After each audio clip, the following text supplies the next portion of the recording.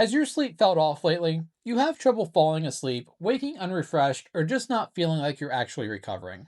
Well, you're not alone in this, and it's not because you haven't found the perfect supplement. More often, the issue is actually small daily behaviors that are quietly messing with your circadian rhythm and your sleep drive. You're getting caffeine too late, using alcohol to wind down, exposing yourself to bright light too late at night, letting bedtime drift, and then associating your bed with scrolling and frustration instead of rest. The results: your nervous system never actually gets the clear, predictable signals that it needs. Sleep isn't just about tomorrow's energy. Poor or irregular sleep makes hunger signals worse, stress harder to manage, focus and decision making decline, and a one off night makes the next one much more likely. Large scale data, including UK biobank studies, now show that sleep regularity may be an even stronger predictor of mortality risk than sleep duration alone. Today, we're going to cover 7 evidence based tools that actually move the needle. No gimmicks, just protocols grounded in the science of circadian biology and sleep physiology. So let's get into it. Number 1, optimize your sleep environment. A lot of people overlook the room itself when they're trying to fix their sleep. But if your bedroom is too warm, too bright, or too noisy, it can quietly make sleep worse no matter what else you're trying to do right. Temperature is a big one. Your body naturally needs to cool down to fall asleep well and stay asleep well, which is one reason a warm room can be such a big problem. A major review on sleep and thermal environment found that warmer sleep conditions increase wakefulness and reduce deeper stages of sleep. So if your room is too hot, it's not just uncomfortable. It can make your sleep lighter, more broken up, and less restorative. Light matters too. Even small amounts of light can interfere more than people think. A bright clock, charger lights, hallway light under the door, a TV glow, or street light coming through the window, it all adds up. Your brain uses light as one of the main signals for whether it's still daytime or whether it's actually nighttime. So if your room never really gets dark, your body never gets the clearest possible message to stay asleep. That fits with large reviews showing that light exposure in the evening and at night can shift circadian timing later and interfere with biology that supports sleep. And noise is the same story. A lot of people get used to sleeping with noise and assume it's not affecting them anymore. But sleep can still be fragmented even if you do not fully remember waking up. That is part of why a room that feels calm and undisturbed matters so much more than people realize. So, what you want to do is make the room cooler, darker, and quieter. Lower the thermostat if you can. If light is getting in, use blackout curtains or an eye mask. Cover up the little glowing electronics, and if noise is part of the problem, use a fan, earplugs, or white noise. Make sure to keep the room boring. You want no TV, no work setup, no turning the bed into a second office. The calmer and more sleep focused the room feels, the easier it is for your body to recognize it's a place for rest. You can do all the stuff we're about to talk about in this video, but if you're still sleeping in a room that is too hot, too bright, and too noisy, it should not surprise you when you wake up feeling off. Fix the room first. It is one of the simplest changes you can make, and it gives every other sleep tool a better chance to work. Number 2, anchor your day with a fixed wake up time. Most people focus on bedtime. The stronger signal is usually when you wake up. Your sleep is controlled by two major systems: your circadian rhythm, which is your internal 24-hour clock, and your sleep drive, which builds the longer you stay awake. The goal is to get these two systems working together instead of fighting each other. CDC and NIOSH guidance both emphasize consistent sleep timing, especially a stable wake up time, because your circadian system works best when it can predict when the day starts. This is why waking up at roughly the same time every day matters so much, even on the weekends. A lot of people do this backwards. They try to fix sleep by forcing an earlier bedtime, but then sleep in an extra 2 or 3 hours on Saturday and Sunday. That feels harmless, but it can shift your internal clock enough that Sunday night suddenly feels like jet lag in your own house. And that is basically what social jet lag is: your sleep schedule on free days drifting away from your schedule on work days. Reviews and observational studies link greater social jet lag with worse sleep quality and poorer health outcomes. One prominent UK biobank analysis looked at sleep regularity in more than 60,000 adults using objective accelerometer data. Researchers found that sleep regularity was actually a stronger predictor of all cause mortality than sleep duration. In plain English, sleeping at inconsistent times may be costing people more than just feeling off the next day. Regularity itself appears to matter. And that doesn't mean that bedtime does not matter. It means wake time is the anchor. When your wake time is stable, your body starts to know when to start winding down at night, when to raise alertness in the morning, and when to build sleep pressure throughout the day.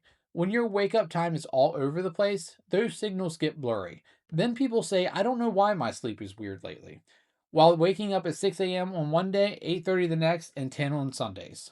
Your body is not confused. It's responding exactly to the chaos that you give it. So pick a realistic wake up time you can hit almost every day. Ideally, something you can stick with to at least 90 to 95% of the time. Set the alarm and get up. Open blinds and step outside for light. We'll cover that next. Let that fixed wake time become the whole thing your sleep schedule is built around. And do not negotiate with the clock. Don't let the weekend become a different time zone. And do not try to catch up by sleeping half the day if what you really need is a more stable sleep pattern. Give this one habit a couple weeks and it often improves everything else downstream. Bedtime gets more predictable, sleep onset gets easier, and morning grogginess starts backing off. Number three, get bright light in the morning and dim light at night. Light is one of the most powerful regulators of your circadian clock. Your brain uses light to figure out what time of day it is, when to be alert, and when to start preparing for sleep. That is why light is one of the main levers controlling the timing of your entire sleep wake cycle. A 2022 expert consensus paper in PLOS Biology called for brighter days and dimmer evenings to better support sleep, circadian rhythms, and daytime alertness in healthy adults. But most people spend the first half of their day indoors under weak lighting, then flood themselves with bright overhead LEDs, televisions, and phone screens at night. That is basically the opposite of what your circadian system wants. In the morning, bright light helps anchor your internal clock and supports the timing of melatonin release later that night. In the evening, bright light, especially blue and rich light, can suppress melatonin and delay the body's readiness for sleep. Reviews of the evidence consistently show that evening light exposure shifts circadian timing later, and blue light in particular has strong effects on melatonin suppression. So if you feel tired but not sleepy at night, or wide awake later than you should be, there's a decent chance your light exposure pattern is part of the problem. A 2023 PNAS study found that people exposed to brighter light during the day tend to have earlier and better aligned sleep timing, while brighter light at night was linked with later sleep timing and poorer circadian alignment. And a 2025 analysis found that more morning sunlight exposure was associated with an earlier sleep midpoint and better overall sleep quality. In other words, bright light earlier in the day tends to help your body clock, while too much light at night tends to push it the wrong way. So get outside within the first hour of waking up, even if it's only for a few minutes. If it's cloudy, winter, or still dim out, stay out a little bit longer. Outdoor light is usually far brighter than typical indoor lighting, even on overcast days. Then at night, start dimming your environment. Use lamps instead of bright overhead lights when you can, and keep screens lower and less intense for the last hour or two before bed. The goal is to send your brain a simple message: day is bright and night is dim. Your brain is not reading your intentions, it's reading photons. And when you get those signals right, the rest of the sleep tools start working better as well. Number four, move caffeine earlier than you think you should. Caffeine works by blocking adenosine receptors, the chemical that steadily builds your homeostatic sleep drive throughout the day. Basically, it artificially blocks one of the main signals telling your brain it's time to slow down and prepare for sleep. That's exactly why it feels great for alertness in the morning or early afternoon, but it can quietly carry stimulation into the evening and fight the very sleep pressure you're trying to build. And the effects last longer than people assume. A controlled study gave participants 400 milligrams of caffeine. That's roughly about 2 strong cups of coffee. 6 hours before bedtime, 3 hours before bedtime, and right at bedtime. Even the dose taken 6 hours before bedtime significantly reduced total sleep time, lowered sleep efficiency, and increased wakefulness during the night. The CDC explicitly recommends avoiding caffeine in the afternoon or evenings, and NIOSH notes that the caffeine's average half life is 5 to 6 hours. The part that surprises most people is that you can still fall asleep, and yet caffeine is still hurting your sleep. It often shows up as lighter, more fragmented rest, or waking up feeling like you slept but didn't actually recover. More recent meta analysis confirm the same pattern. The later the dose and the larger the amount, the greater the disruption to both sleep quantity and quality. If your sleep has been feeling off, run a clean 2 week experiment with a hard caffeine cutoff by noon or 2 p.m. at the latest. No afternoon coffee because you're dragging, no pre workout at 5 p.m., no just one more because it was a long day. Give your adenosine system enough uninterrupted time to build real sleep pressure before bed. You can always reintroduce caffeine later once you see the difference. This single timing adjustment is one of the highest leverage changes most people notice once they test it. It often leads to deeper, more restorative sleep and clearer mornings without that familiar I slept but still feel off feeling. Number 5, remove alcohol as a sleep aid. A lot of people say I sleep better after a couple drinks, but what they usually mean is I fall asleep faster. And those are not the same thing. Alcohol can absolutely make you feel sleepy in the first part of the night. It boosts calming signals in the brain and quiets the excitatory ones, which is why it takes the edge off and makes it easier to drift off. So, on the surface, it feels like it's a helpful sleep tool, but later in the night, you end up paying for it. As alcohol wears off, the problem usually shows up in the second half of the night. You may fall asleep faster at first, but then sleep often becomes lighter, more broken up, and less restorative. Research consistently shows this same pattern. Alcohol near bedtime can help with sleep onset for some people, but it tends to come at the cost of more fragmented sleep later, less REM early in the night, and poorer overall sleep quality. This is exactly why the CDC and NIOSH recommend avoiding alcohol before bed. Alcohol also relaxes the muscles that help keep your airway open, which can make snoring worse and breathing during sleep less stable, especially if you already have a tendency towards sleep apnea. And when breathing gets worse, sleep usually gets more disrupted too. You may not fully notice it happening, but the night becomes less restful and the recovery side of sleep takes a hit. This is why this habit fools so many people. It gives you an immediate payoff, feeling sleepy faster, while hiding the downside until later in the night and the next morning. If alcohol has become a part of your nightly routine, take it out for 2 weeks and see what changes.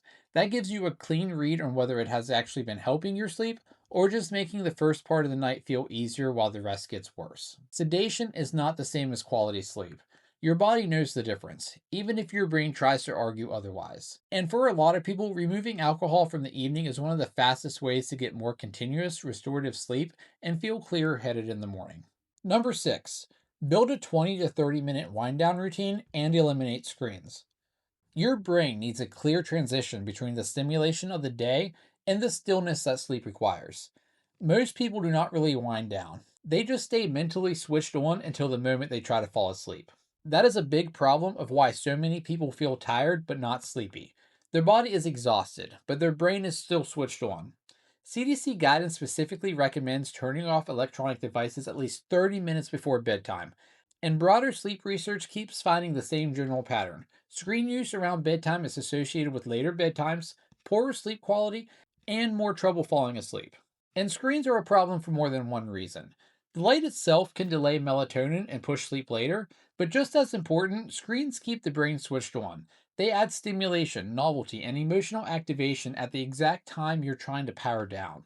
So by the time you finally put the phone down, your body may be tired, but your brain is still engaged. That is a big reason bedtime screen use is linked with later sleep timing, worse sleep quality, and more trouble falling asleep. So, if the last thing your brain does every night is check email, scroll comments, watch videos, or bounce between apps, do not be shocked when it does not want to shut down on command. And this is where a wind down routine matters. Your brain needs a more consistent signal that the day is over, and that signal can be simple.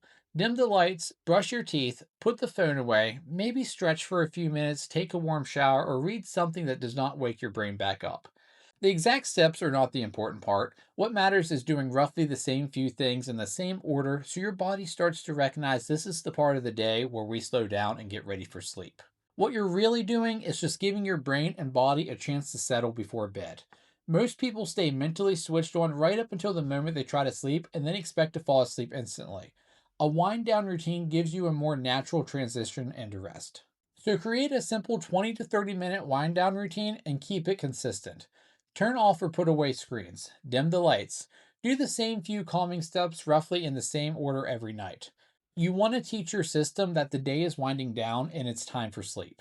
Number 7, use stimulus control if you're lying awake. If you're lying in bed awake for more than 15 to 20 minutes, staying in bed usually does not help. In fact, over time, it can start training your brain in the wrong direction. The issue is association. If bed becomes the place where you lie awake, check the clock, get frustrated, scroll on the phone, and wonder why you're not falling asleep, your brain can start linking the bed with being awake instead of sleeping. And that is basically the idea behind stimulus control, one of the core parts of cognitive behavioral therapy for insomnia, or CBT-I. The American Academy of Sleep Medicine recommends CBT-I as the first line treatment for chronic insomnia. And a 2024 systematic review found that stimulus control improves insomnia symptoms compared with passive control conditions. In other words, this is one of the most evidence based things you can do if sleep starts becoming a struggle. And a lot of people accidentally make the problem worse without realizing it. They get in bed, lie awake, and instead of getting up, they stay there getting more alert, more frustrated, and more mentally switched on. Over time, the brain can stop treating the bed like a place where sleep happens easily and starts linking it with being awake, stressed, and frustrated instead. If sleep is not coming on, get out of bed. Make sure to keep the lights low and do something calm and boring for a little while. Read something dull, fold laundry, sit quietly, whatever does not wake your brain back up, then go back to bed when you're actually feeling sleepy. The goal is to get your brain back to treating the bed as a place for sleep, not a place for stress, phone time, or frustration. And yes, this can feel a bit backwards at first, because people think, shouldn't I just stay in bed and rest? But for a lot of people, that is not restful at all. It turns into clock watching, and then the whole if I fall asleep right now, I'll still get 6 hours of sleep. Or if I fall asleep right now, I'll get 5 hours of sleep. And then the more you do that, the more awake and frustrated you become. And at that point, you're not helping sleep, you're reinforcing the wrong patterns. So if this is just the occasional bad night, this tool can help keep it from turning into something bigger. And if insomnia is becoming a regular issue, this is where structured CBTI matters a lot. It has much stronger evidence behind it and is still considered the best first line treatment for chronic insomnia.